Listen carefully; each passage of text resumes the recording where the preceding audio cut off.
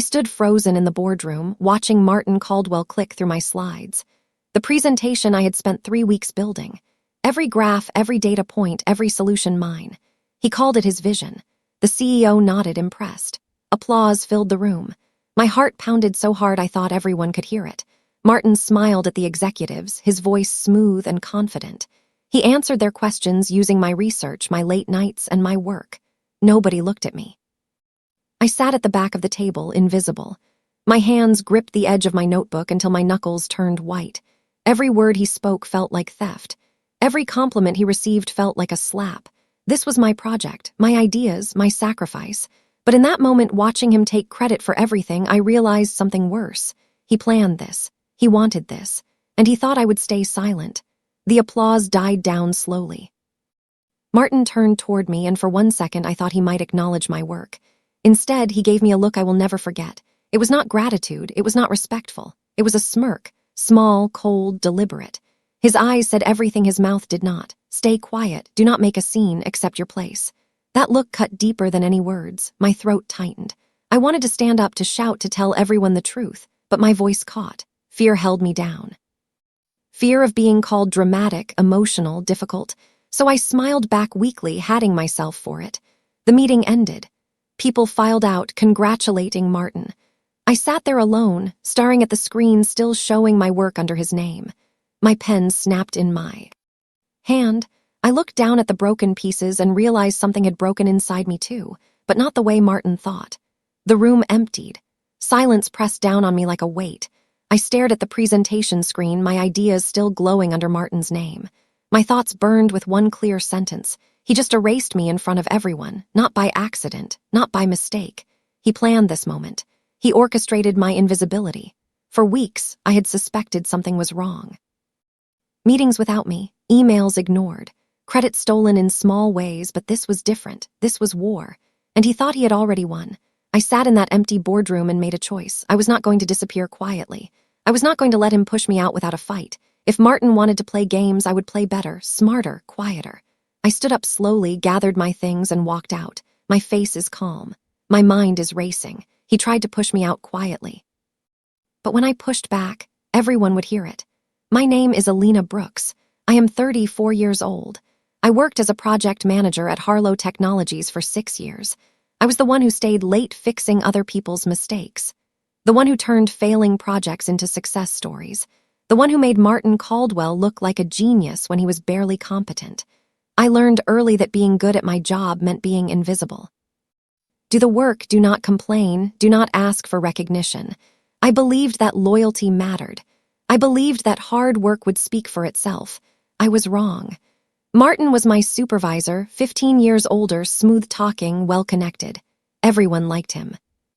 He knew how to charm executives, take clients to lunch, and make people laugh. But behind closed doors, he was different. He took my reports and presented them as his own ideas. He scheduled meetings during my lunch breaks so I would miss them. He built his reputation on my work.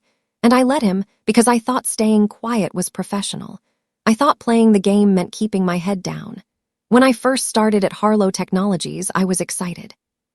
Fresh out of graduate school, ready to prove myself.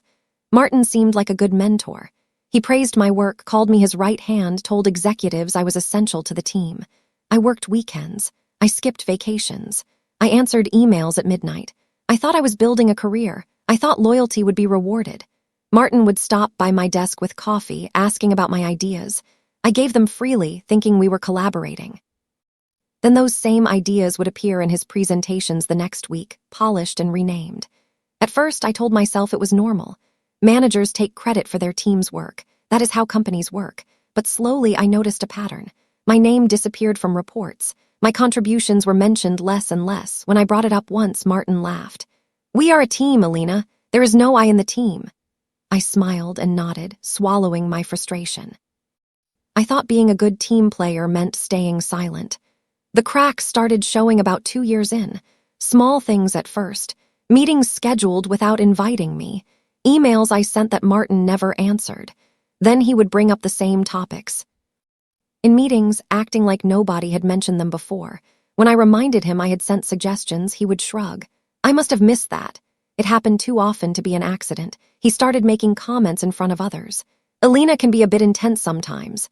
She takes things too personally. She needs to learn to relax. The words felt casual, but they stuck. People started seeing me differently. When I pushed back on bad decisions, I was emotional. When Martin disagreed, he was strategic.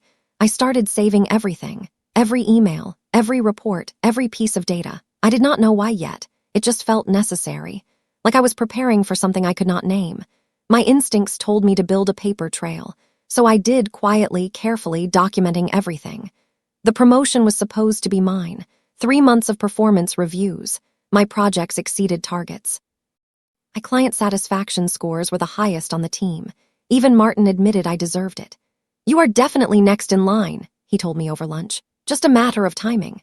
I believed him. Then HR announced a restructuring. Budget cuts, they said. New organizational priorities. My promotion vanished. Instead, Martin got a new title, Senior Director of Strategic Projects. His office upgraded to the corner suite with floor-to-ceiling windows. A gold nameplate appeared on his desk. When I asked about my promotion, he looked sympathetic. "I fought for you, Alina, but my hands are tied. It is nothing personal. These decisions come from above." I nodded, forcing a smile. But walking past his new office every day felt like a punishment. That was when I realized the truth. Martin did not want a successor. He wanted someone. Beneath him, someone who would keep doing the work while he collected the rewards. The betrayal felt complete. But I hid my anger behind professionalism, waiting for the right moment. The humiliation came 3 weeks later. We were preparing for a major client pitch, a contract worth millions. I had spent days perfecting the presentation, rehearsing every slide. Martin and I were supposed to co-present. 5 minutes before the meeting, Martin walked into the conference room holding 2 coffees. He handed me one, smiling. "Thought you could use the energy." I thanked him, setting the cup on the table next to my notes. The clients arrived. We started the presentation. I was halfway through my second slide when Martin reached across the table, knocking my coffee directly onto my printed materials. Papers soaked through instantly. My notes turned to brown mush. "Oh no," Martin said, grabbing napkins. "I am so sorry, Alina, completely my fault." He turned to the clients, grinning apologetically. "Guess we will just have to wing it." Then he took over, completely, every slide, every talking point, my talking points. He delivered my pitch flawlessly, charming the clients with jokes and confidence. They loved him. After the meeting, they shook his hand, praising his vision. I sat there with coffee-stained hands, invisible once again. That night, I sat alone in my car in the parking garage. The office lights flickered above, casting shadows across the concrete. My hands still trembled, not from shock but from rage I could barely contain. I stared at the building through my rearview mirror and whispered to myself, "You win today, Martin, but I am not done." Something shifted in me that night. I stopped hopping for fairness. I stopped waiting for recognition. I opened my laptop right there in my car and started organizing every file I had saved. Emails, reports, project timelines, data showing which ideas came from where. I created a folder labeled documentation and backed it up to 3 different places. I did not have a plan yet, but I knew this war was not over. Martin thought he had broken me. He thought public humiliation would make me quit. He was wrong. I was not leaving. I was preparing. I was going to make him pay for every stolen idea, every erased contribution, every moment he made me feel invisible. But I would do it quietly, carefully, and completely. 2 weeks later, I discovered something. I was sorting through old emails when I found a message Martin had received from Westbridge Capital, one of our biggest investors. They had concerns about a struggling project and wanted updates. The email was dated 6 weeks earlier. Martin never responded. I checked again, no reply, no follow-up, nothing. The project was one I managed entirely. I knew every detail, every challenge, every solution. Martin barely touched it, but his name was listed as the lead. I stared at that ignored email for a long time. This was not just neglect. This was dangerous. Westbridge Capital represented a significant funding relationship. Ignoring them could damage the entire company. I made a decision. I drafted a professional email directly to the investors, introducing myself as the project manager and offering a detailed update. I kept it factual, respectful, and helpful. I did not mention Martin at all. I did not copy him. I just replied as if I was doing my job. Then I hit send and waited. Westbridge Capital responded within 2 hours. They wanted a virtual meeting to discuss the project in detail. Just me, no Martin. I agreed. The meeting happened 3 days later. I joined the video call from a conference room, my presentation polished and ready. 3 investors appeared on screen, their expressions serious but interested. I walked them through everything: challenges we faced, solutions we implemented, future projections. I answered every question clearly and confidently. They took notes. They asked follow-up questions, and then one of them said something that changed everything. "Ms. Brooks, you seem to understand this project far better than your supervisor." I paused, choosing my words carefully. "I have been managing the day-to-day operations for 18 months. Another investor smiled slightly. "That explains a lot." The meeting ended with them thanking me specifically. "We appreciate your transparency. We will be in touch." I logged off and sat in the empty conference room, my heart pounding. I had just bypassed Martin completely, and the investors noticed. I did not celebrate yet. I just waited for the storm I knew was coming. Martin found out the next day. I was at my desk when his office door slammed open. "Elena, my office, now." His voice cut across the room. Everyone looked up. I saved my work, stood calmly, and walked into his office. He shut the door hard enough to rattle the frame. "What the hell do you think you are doing?" His face was red, jaw tight. I stayed calm. "I am not sure what you mean." "Westbridge Capital, you contacted them directly. You went behind my back. They emailed 6 weeks ago. You never responded. I followed up professionally. That was not your call to make. They are investors in a project I manage. It was my responsibility." Martin leaned forward, his voice dropping to a dangerous whisper. "You overstepped. You do not make decisions without clearing them through me first. I am going to have to reevaluate your role here." I nodded slowly, my face neutral. Inside, my heart raced. But my hand slid into my blazer pocket, pressing the record on my phone. "I understand," I said quietly. He stared at me, clearly expecting more reaction. When I gave him nothing, he waved me out. "We are done for now." I walked out calmly. The recording was safely captured. Martin's campaign started immediately, subtle at first. He began questioning my decisions in meetings, framing them as concerns about my judgment. He sent emails to HR mentioning my attitude issues and difficulty collaborating. He scheduled more performance reviews, documenting vague complaints. "Elena seems stressed lately. I am worried about her capacity. She has been making unilateral decisions without team input. Her communication style is becoming problematic." None of it was true. But he was building a case, creating a paper trail that painted me as difficult and unreliable. HR called me in for meetings. I sat across from them, calm and prepared. I brought documentation for everything. Emails showing my communication was clear and professional. Project reports showing my decisions were sound. Performance metrics proving my work exceeded expectations. I never raised my voice. I never got emotional. I just presented facts. The HR representative looked uncomfortable. "We just want to make sure you feel supported, Elena." I smiled. "I appreciate that. I'm doing fine." But I knew what Martin was doing. He was trying to push me out quietly, carefully, building justification for my removal. I let him think it was working. I was not alone. Other people started noticing. One afternoon, my coworker Marcus stopped by my desk. He glanced around, then leaned in quietly. "He used your client retention data in his investor deck last week, right? The analysis you spent a month on." I looked up, surprised. Marcus was normally quiet, kept his head down. "Yes," I said carefully. "He did," Marcus nodded. "Thought so. I recognized your format." He paused. "You should keep records of that stuff, just in case." I smiled slightly. "I already am." He nodded again and walked away, but the message was clear. People were watching. They were seeing the pattern. 2 days later, another coworker, Priya, forwarded me an old email chain. "You might want to save this," her message said. It was a thread where I had proposed a strategy that Martin later claimed as his own idea. Small cracks were forming in Martin's perfect image. Allies were quietly emerging, people who had watched him take credit for too long. I did not push. I just collected everything they sent me and added it to my growing file. The tide was shifting, slowly but surely. The final blow came 8 weeks after the investor meeting. Martin called an all-staff meeting. His tone was sympathetic, almost sad. "We are making some organizational changes," he announced, "restructuring to align with new company priorities." Then he looked directly at me. Alina has done great work, but her energy does not quite fit our current direction. We will be transitioning her responsibilities to allow her to explore other opportunities. Other opportunities. Corporate speak for being pushed out.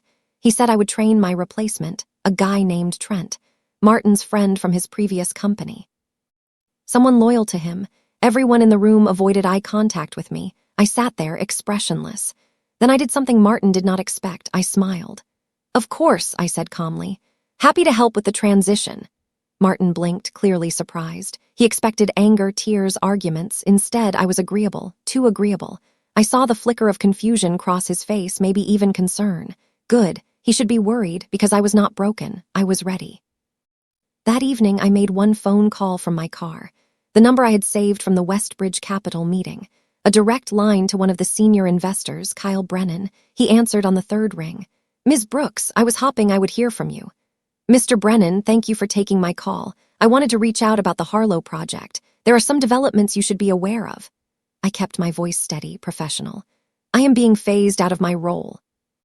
Before I go, I think you deserve to see the complete picture of this project. The real numbers, the actual timeline, the contributions that have not been properly attributed." There was a pause. Then Kyle spoke carefully. "That sounds like information we would very much like to review.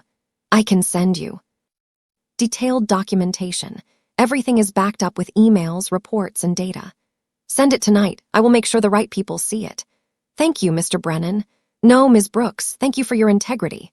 I hung up and immediately began compiling files. Every stolen idea, every ignored contribution, every project Martin claimed as his. I organized it all into a clear, undeniable presentation and sent it within 2 hours. Then I went home and slept better than I had in months. 3 days later, Westbridge Capital requested an emergency review meeting with the Harlow Technologies Board of Directors. Martin received the notification that morning. I watched him read the email, his face draining of color. The meeting was scheduled for Friday. Martin assumed it was routine investor relations, maybe some concerns about project timelines. He did not know what was coming. I was invited to attend to provide project support. When Martin saw my name on the attendee list, he cornered me in the hallway. "Why are you invited to a board meeting?" I shrugged. "They asked me to assist with project details. I assume you want accurate information presented." He stared at me, trying to read my expression. I gave him nothing. That Friday, I walked into the executive boardroom wearing my best suit. The investors sat on one side, the CEO and board members on the other. Martin sat at the head of the table, his confidence visibly shaken. I took a seat near the back. The air felt electric, like everyone knew something significant was about to happen. Martin tried to smile. "Thank you all for making time. I'm sure we can address any concerns quickly." Kyle Brennan opened his folder. "We certainly hope so, Mr. Caldwell." The investors began asking questions. Detailed, specific questions about project timelines, budget allocations, and strategic decisions. Martin answered smoothly at first, using his usual charm. But then the questions got harder, more technical, requiring actual knowledge of the work. Martin stumbled. He contradicted himself. He gave vague answers that did not match the data. I watched the board members exchange glances. The CEO leaned forward, frowning. Kyle Brennan let the silence hang for a moment. Then he turned toward me. "Ms. Brooks, perhaps you can clarify some of these details." Every eye in the room turned to me. Martin's face went pale. I stood slowly, calmly, and walked to the front of the room. "Of course, I would be happy to." I opened my laptop and connected it to the projector. My presentation appeared on the screen. Detailed, documented, undeniable. I began speaking clearly and confidently, walking through every project milestone, every decision point, every contribution. I did not accuse Martin directly. I did not have to. The evidence spoke for itself. Every slide showed my work, my emails, my reports, all credited to Martin. I clicked to the next slide. Email chains appeared on screen, showing how ideas I proposed were later presented by Martin as his own. Project reports with my name removed but my data included. Client feedback praising work I had done but Martin had claimed. The room was completely silent. I kept my voice calm, almost gentle. "These were my contributions to the projects in question," I said quietly. "All completed under Mr. Caldwell's leadership, of course." The phrase landed like a knife, under his leadership. Everyone heard what I really meant. I showed budget reports, timeline comparisons, and success metrics. Then I displayed the ignored Westbridge Capital email from 6 weeks ago, the one Martin never answered. This investor concern was addressed directly by me after it went unanswered for over a month. The delay could have damaged our funding relationship. Kyle Brennan nodded slowly. The CEO's expression hardened. I closed my laptop. I have additional documentation available if needed. Everything is backed up and verified. The silence was deafening. Martin sat frozen, his face drained of color. I returned to my seat calmly, my hands steady. Every person in that room now knew the truth. The CEO finally spoke, his voice tight with barely controlled anger. "Martin, would you like to explain this?" Martin opened his mouth. Nothing came out. He cleared his throat. Tried again. There has obviously been some miscommunication about roles and responsibilities. Alina is a valued team member, but she seems to have misunderstood. Misunderstood? Kyle Brennan interrupted. We have emails here with timestamps showing Ms. Brooks originated these strategies weeks before your presentations. Martin's face flushed red. Sweat appeared on his forehead. Team collaboration is complex. Ideas develop over time. It is hard to say where things originate. We can say exactly where they originate. Another investor cut in, holding up printed emails. Because Ms. Brooks documented everything. The CEO leaned back in his chair, his jaw clenched. The board members whispered to each other. Martin looked around the room desperately, finding no allies. Kyle Brennan spoke directly to the CEO. Our continued investment depends on leadership we can trust. Right now, our confidence lies with Ms. Brooks, not Mr. Caldwell. The words hung in the air like a verdict. Martin knew he was finished. The CEO did not hesitate. Martin, I need you to step out of this meeting, temporarily. Martin stared at him. What? Please wait outside. We will call you back if needed. Martin stood slowly, his hands shaking. He looked at me once, his expression a mixture of shock and hatred. I met his eyes calmly, showing nothing. He walked to the door and I heard it slam behind him.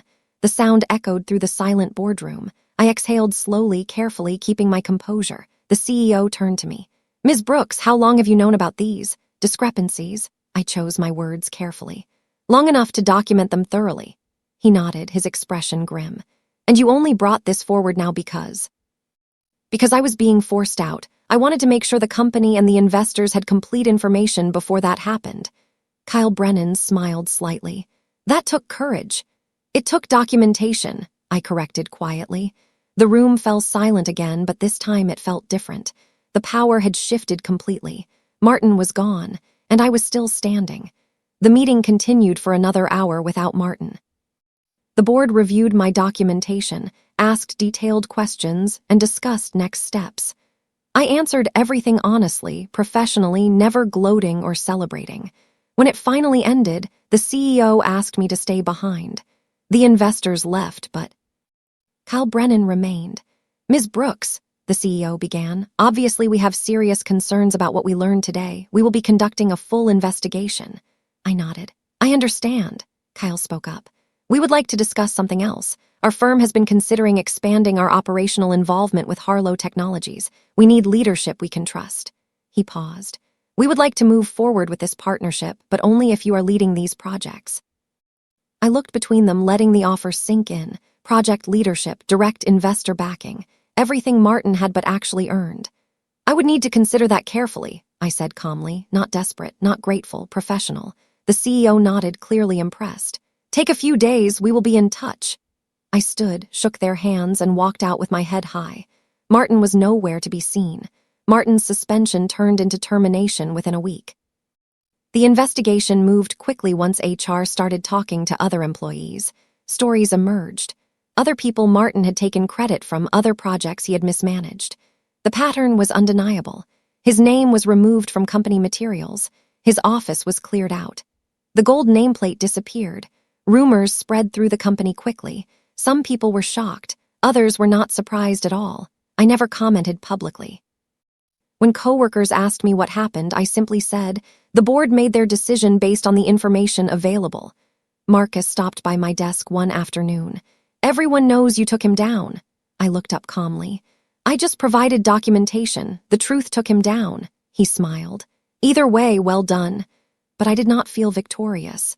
I felt tired. Vindicated, yes. but mostly just exhausted from months of fighting a battle I should never have had to fight. Martin's downfall was not my revenge, it was simply justice. The balance finally corrects itself after years of imbalance. 2 weeks after Martin's termination, I made my decision. I walked into the CEO's office and handed him my resignation letter. His eyes widened. "Ms. Brooks, if this is about compensation, we can." "It is not," I said calmly. "I appreciate everything Harlow Technologies has offered, but I think it is time for me to move forward independently." He studied me for a moment. Then he nodded, understanding. "You are starting your own consulting firm. The investors and I have discussed a partnership, yes. They are lucky to have you." I smiled. "I am lucky to finally work somewhere where my contributions are visible." I cleaned out my desk that afternoon. 6 years of work packed into 3 boxes. Walking out of that building felt surreal. I passed Martin's old office, now empty and dark. I did not feel triumph. I felt free. Outside, Kyle Brennan was waiting by his car. "Ready to get started?" he asked. "Absolutely," I said. We drove to a new office space downtown, one Westbridge Capital had secured for our new venture. Smaller than Harlow Technologies, but mine. Actually mine. I stood in the empty office and smiled. 6 months later, I stood in front of a conference room presenting to a new client. My own firm, Brooks Strategy Group, was thriving. The Westbridge investors were full partners, and we had already secured 3 major contracts. Companies wanted leadership. They could trust, and my reputation for integrity had spread quickly. I hired carefully, built a team of people who valued collaboration over ego. We worked hard but honestly. No stolen credit. No games, just good work properly attributed. One afternoon, I heard Martin had taken a job at a much smaller firm, a significant step down. I felt nothing. No satisfaction, no pity, just indifference. He was no longer my concern. I thought about those months often. The humiliation, the fear, the careful planning. I thought about that moment in the boardroom when I stood and presented the truth. I ended my reflection with a simple realization. They said I was replaceable. They said I was just support staff. After I left, Harlow Technologies hired 3 people to cover my responsibilities. 3 people, and they still struggled. Sometimes the loudest revenge is success spoken softly.